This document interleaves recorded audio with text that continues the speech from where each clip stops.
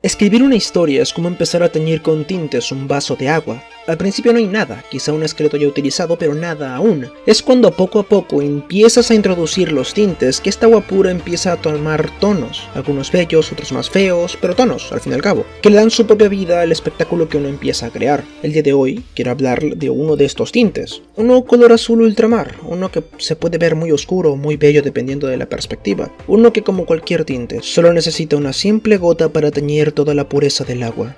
Esto sucede cuando una gota de nihilismo cae sobre un vaso de agua. A ver, yo no me considero un experto en filosofía, específicamente porque nadie lo es, y si alguien dice lo contrario es un idiota que no sabe ni dónde está parado. Y no voy a enseñarte a seguir una doctrina específica o no. Para efectos prácticos, intentaré simplificar conceptos que puedan llegar a ser mucho más complejos de lo que yo puedo plasmar en mis palabras. El hombre es voluntad. Es hasta tal punto voluntad que una vez no encuentra algo en el mundo digno de ser querido, prefiere querer la nada antes que no querer. Parafraseo una frase del filósofo Nietzsche, que nos sirve de primer paso para entender el nihilismo. Supongo que la verdadera pregunta aquí sería ¿por qué querría entender el nihilismo? Pero es que no podemos empezar a hablar sobre las historias antes de siquiera comprender el terreno en donde estamos parados. Como dije antes, tampoco es mi intención que salgas de aquí siendo un experto filósofo, pero al menos quiero que comprendas que el nihilismo no significa nada importa, que si bien es cierto que se puede aplicar, es una definición un poco reduccionista. Es como decir que el agnosticismo es no sé si existe o no un dios. No me digan que tampoco saben eso. Ay, por Dios, investiguen por su cuenta. Sino que es ligeramente más enrevesado y menos edgy. Para empezar, ¿de dónde proviene esta definición reduccionista? Yo supongo que de la conclusión a la que se suele llegar una vez que se sigue el hilo argumental que propone este pensamiento. Una especie de duda existencial. Nietzsche entiende que todos somos nihilistas, que el mundo no es digno de ser amado, no existe nada en el mundo con dicha característica, por lo que la humanidad, en su resentimiento más puro, empieza a despreciar la vida y a querer la nada. No directamente la nada, sino una nada disfrazada de algo más verdadero que el mundo corrupto en el que aparentemente vivimos. De esta forma el filósofo se va quejando de todo aquello que intenta embelezar la imagen del mundo aparente, empezando con las ideas socráticas, por el cristianismo e incluso por el ateísmo. Para Nietzsche todos son idiotas que le quitan el gusto a vivir por el mero hecho de querer la nada. El nihilismo es algo que se debe superar, no seguir. Por eso tampoco es que intente decirte en qué creer, si en Dios o en la ciencia o en Monesbol. Y cualquiera que llegue a una conclusión teísta o atea del nihilismo ha malinterpretado a Nietzsche. Realmente hay muchas vertientes de este pensamiento y no soy quien para hablar de esto en específico. Tan solo es un meme interno que tengo con mi mejor amigo y el que nadie debería prestar atención. En palabras de una mente simple. ¿Sí viste cómo tu amiga la dejaron y ahora dice que ya no necesita a nadie y que ya no quiere tener pareja nunca más? Pues eso es básicamente lo que significa la frase del inicio. Tu amiga dejó de ver a la persona que le gustaba como algo digno de ser querido y en vez de dejar de querer empieza a querer la soledad. Lástima que eso no duró mucho tiempo y luego regresa con su ex. Y es que resulta que los ejemplos filosóficos son extrapolables en casos más pequeños y contextualizados. Así como yo doy el ejemplo de tu amiga, puedo usar el mismo ejemplo para hablar de un determinado punto en una historia en concreto. Muchos personajes e historias se nutren de este punto de vista, ya sea en una interpretación negativa o positiva de la misma. Es cierto que el punto de pensar sobre el nihilismo es intentar superarlo, pero existen aquellos que no consideran esto una opción, por lo que no es extraño que se generen estas diferentes vertientes que a su vez se pueden llegar a subdividir, pues ya ves cómo es la filosofía, todos son unos presuntuosos mamadores que piensan que su opinión es la correcta. Un ejemplo de lo que digo es Rick Sánchez, de la serie Rick y Morty, un personaje que vagabundea por esta visión negativa de este pensamiento, a lo que por cierto despreciaba Nietzsche. Sí, él despreciaba la escuela socrática y al cristianismo, tachándolos de enmascarar el vacío existencial que lastimaba sus corazones, pero como ya mencioné, no sostenía el ateísmo como una opción, sino como una consecuencia lamentable. El hombre, una vez desengañado de las deidades y harto de jugar a creer, decide volverse ateo, decide seguir siendo el mismo ser nihilista de siempre, aceptando que sigue la nada y no cambiando el rumbo que desde hace tiempo iba destruyendo a la humanidad. El cristiano persigue ideales, persigue el cielo, pero el ateo no creer en dichos ideales, su nueva falta de ideales se vuelve su nuevo ideal. No confundir con la tontería del ateísmo es una religión. Evidentemente, cuando uno deja de creer, es imposible creer de nuevo, así de la nada, solo porque un señor bigotón te lo dijo. A lo que se refiere Nietzsche es que el ateísmo no puede ser el fin del camino, porque de otra forma no vamos a ningún lado como humanidad. De ahí que surjan varias ramas de este pensamiento. Muchas veces puede ser contradictorio o simplemente muy enrevesado, no porque el pensamiento lo sea, sino porque el propio Nietzsche va cambiando su perspectiva y razonamiento a medida que comunica sobre esta idea. No es de extrañar que hayan salido un montón de personas que sostengan que el nihilismo consiste en vivir la vida como Rick Sánchez, ya que técnicamente no estarían equivocados dependiendo de qué razonamiento hayan seguido. Para efectos prácticos, usar el razonamiento de Nietzsche para mayor comprensión, fluidez y como mera curiosidad importante para entender a lo que me estoy refiriendo. Rick es un personaje consumido por la vida. Su encuentro con el vasto multiverso le ha permitido entender que nada de lo que él haga realmente tiene relevancia. Desprecia el gobierno y las leyes, hace lo que le da la gana de acuerdo a sus valores morales, algo que en cierto grado recuerda al superhombre de Nietzsche desde la perspectiva negativa de esta idea, algo que no creo que Nietzsche haya querido decir al proponer al superhombre como la solución del nihilismo de la humanidad. Incluso podemos ver esta idea negativa de la vida en obras como, sin ir muy lejos, Bungo Stray Dogs. No te estoy incitando a que la veas, sino que hago referencia a este video, donde podemos ver estos pensamientos en personajes como Odasaku, Git y el propio Dazai. Y es que creo que hay un pensamiento errado en torno al nihilismo.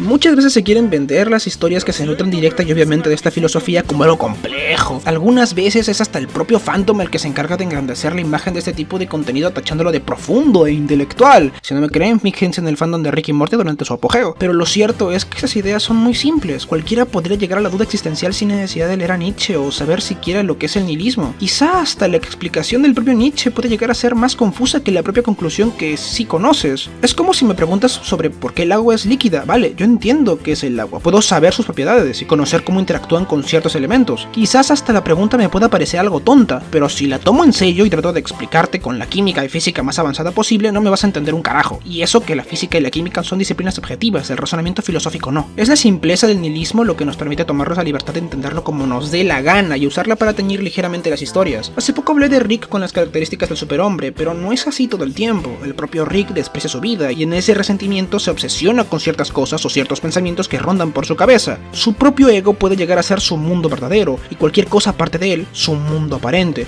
poniendo a Rick de vuelta en el nihilismo. Evidentemente una serie de humor no es pesada tocando esos temas, es tan solo lo rosa de forma superficial para poder usarla de base y escribir una historia entretenida. Mucho del análisis que hago y que seguiré haciendo sobre este pensamiento solo serán interpretaciones producto del sobreanálisis que haré debido a mi interés sobre la filosofía. Es cierto que Rick y Morty se nutren obviamente del nihilismo, pero esto no hace que todo lo que yo haya dicho sea algo en lo que necesariamente hayan pensado los guionistas.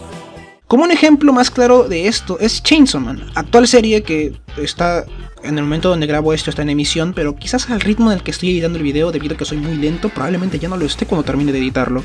Serie con la cual me encuentro al día del manga, porque tal parece no tengo vida social. En su momento haré un video que desarrolle mejor todos mis pensamientos sobre la serie, específicamente sobre el manga, pero por ahora quiero empezar a hablar sobre el mundo que nos plantea y cómo encaja su protagonista en él. Denji es un personaje simple, acorde con su historia que no puede querer al mundo, ya que ha vivido en tal miseria que querer al mundo no es una prioridad, y cuando termina de perder todo para posteriormente adquirir todo lo que siempre quiso, se genere una duda.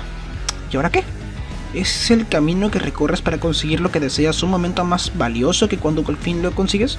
No es el primero que lo hemos visto con este pensamiento, pero como la misma pregunta es tan sencilla, existen varias conclusiones y formas de abordar la respuesta. En el caso de Denji es más sencillo, cumplir su satisfacción personal. Esto lo desarrollaré posteriormente en el análisis que le tengo pendiente, por lo que le pondremos un pin y hablaremos de él otro día. Ahora se vienen los spoilers del manga, no es para tanto ya que es un punto algo trivial, aunque sigue siendo un spoiler sobre las motivaciones e identidad del antagonista principal. Si te molesta puedes saltarte a este minuto en pantalla. Si estás al día o no, pero te chupa un huevo, entonces continuamos.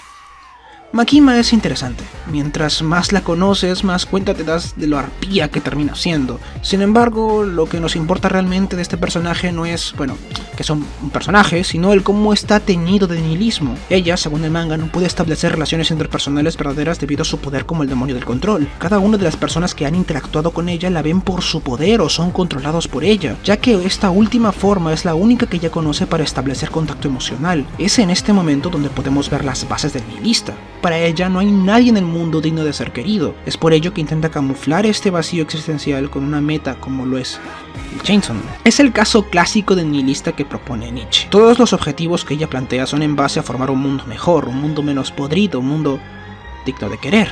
Un mundo más verdadero que este. A diferencia de otros personajes que he mencionado, Makima es clásica, una nihilista completamente. No existe en ella ningún solo rastro de intento de superación de este hecho, ya que dudo que sea consciente de esta característica suya.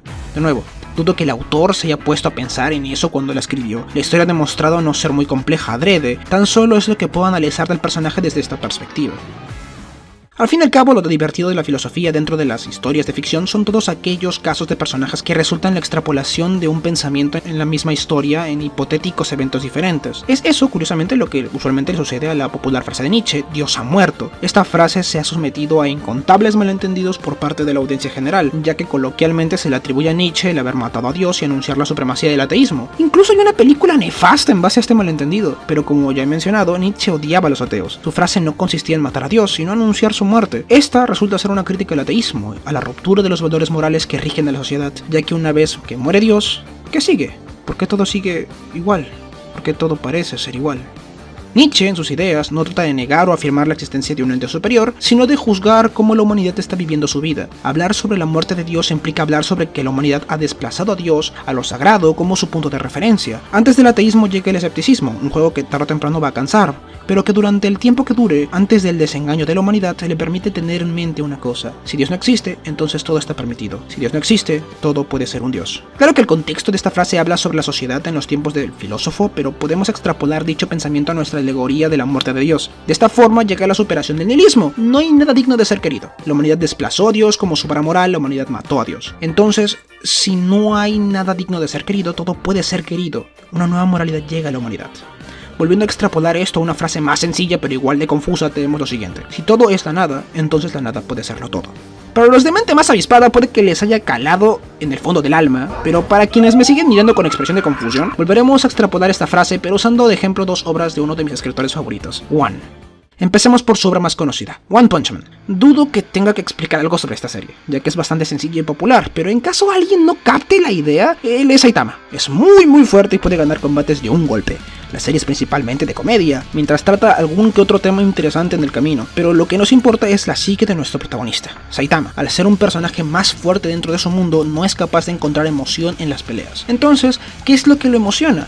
Las cosas cotidianas, hasta una simple oferta del supermercado. Si nada te emociona, todo puede emocionarte. No elimina la búsqueda del protagonista de una batalla emocionante, pero te deja ver sus facetas más humanas cuando no está trabajando como héroe. Pero después de todo, su otra obra es la que mejor resalta estos detalles. Mob Psycho 100 es, en mi opinión, la mejor obra de One. Quizás no la mejor en el apartado artístico, pero narrativamente es precioso. El día que estoy grabando eso está su emisión de la tercera temporada, pero probablemente al ritmo en que estoy editando esto de nuevo, cuando ya termine de editarlo, probablemente ya habrá terminado. Y no es extrañar que le debo un análisis íntegramente a la serie. Dejo otro pin en el murito. Kageyama Shigeo es el psíquico más poderoso dentro de su mundo. Sí, creo que ya saben qué tipo de historias le gusta escribir este hombre. Y la mecánica con sus emociones es similar a la de Saitama, pero un poco más profunda. En este sentido, los psíquicos son potenciados e influenciados por sus emociones. Mientras más sientas y más fuerte lo sientas, más poder sacarás de tus poderes psíquicos. Ahora bien, ¿qué sucede cuando ya tienes todo el poder que un psíquico puede tener? Este es el caso de Shigeo, quien al darse cuenta de esta particularidad en sus poderes y que el no poder controlar sus emociones puede llevar a dañar a la gente que le importa, decide sellarlas y sentirlas vagamente.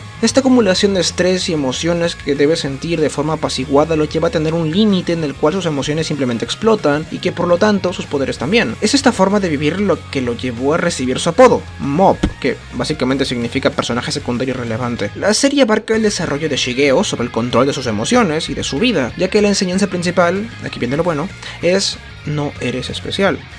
Bueno, no del todo así. Técnicamente es un ser bueno en algo no te transforma en alguien especial, solamente bueno en eso en específico. Enseñanza dada por Reigen, el maestro de Shigeo, la cual caló en el fondo del alma de nuestro protagonista. De esta forma, Shigeo decide tomar las riendas de su vida sin aprovecharse de su ventaja más grande, una que nunca pidió y que no lo transforma automáticamente en alguien mejor que el resto. Sus poderes no lo hacen especial, sino lo que él decide que lo hace especial. Finalmente, es este pensamiento el que proponía Nietzsche para la superación del nihilismo. Vivir la vida al máximo teniendo en cuenta la existencia de tu vacío existencial, pero usándolo a tu favor para tener lo que no tienes y decidir qué es lo que te hace especial, qué es lo que te importa, qué es lo que puede ser o lo que no. Es cierto que en Mob el ejemplo está claro, pero no es el único personaje que gira en torno a ese tropo que es ser especial. Muchos más aparte de él toman protagonismo debido a esto, algo que retomaré en su respectivo análisis. Pero que no viene a cuento porque este video está quedando demasiado largo y si edito lento porque soy malísimo con todo lo que toco, no quiero ni imaginarme el ictus que me va a dar una vez que vea el tiempo en bruto de la grabación. La esencia del superhombre está, al fin y al cabo, y si bien es cierto que cada filósofo y pensador a lo largo y ancho de la historia de la Tierra tiene su visión al respecto de las palabras de Nietzsche, lo cierto es que él tan solo, dentro de su pesimismo, resentimiento y desgracias, quería darle la oportunidad al mundo de sanar su vacío existencial, luchar por vivir una vida y no por una siguiente, porque no hay nada en el mundo digno de ser querido, pero por eso mismo lo que tú quieras querer es especial para ti, y solo para ti. Ámalo y aprovéchalo. Si nadie es especial, tú puedes serlo. Si todo es la nada, entonces la nada puede serlo todo. En fin, me dejé llevar por mis pensamientos. No hay que olvidar que estas ideas y todo lo que implican realmente son bastante sencillas, y si yo me hago bolas no significa que tú debas. Solo disfruto de vivir. Al final mi alma de pensador y de amante de las historias me impide despegarme de los pensamientos que influyen en las historias mismas, aunque ellas solo las toquen tangencialmente. Como sea, antes que me dé un infarto antes de ver el tiempo bruto, dejaré esto por hoy. Por lo pronto esto es todo. Les contaré algo nuevo la próxima vez. Chao.